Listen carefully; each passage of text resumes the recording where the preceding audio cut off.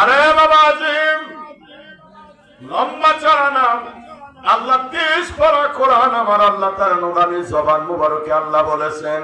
5 নম্বর পারা 4 নম্বর সূরা সূরাতুন নিসা মদিনায় অবতীর্ণ। 2 নম্বর উপর 28 নম্বর আয়াতে আমার আল্লাহ বলেন ও খুলিকাল ইনসানু দাইফা, জোরে কন্না মারহাবা। আল্লাহ বলেন এরা পৃথিবীর বনি আদমের দল, তামাম জগতের বাদশাহ আমি আল্লাহ, তামাম জগতের মহিয়ান গরিয়ান আমি আল্লাহ। এই পৃথিবীর ভাবের দুনিয়ায় যা বানাইলাম মহা কারিগর আমি আল্লাহ, আমি বানাইছি, মানুষ বানাই নাই।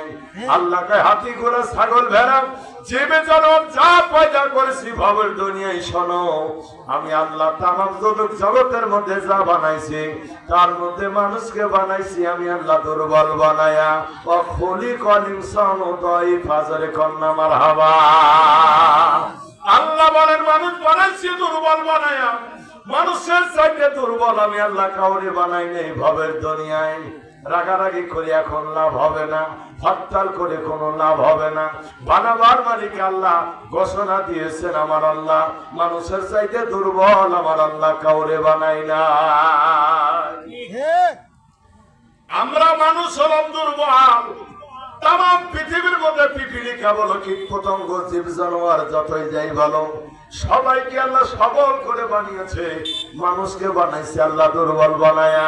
ভালো করে শোনো রে, মানুষ কত বড় দুর্বল দেখতে যদি হয় মনে চায় গরু ছাগলের দিকে ভালো করে তাকাও, বাড়ির হাঁস মুরগির দিকে লম্বা নজরে তাকাও।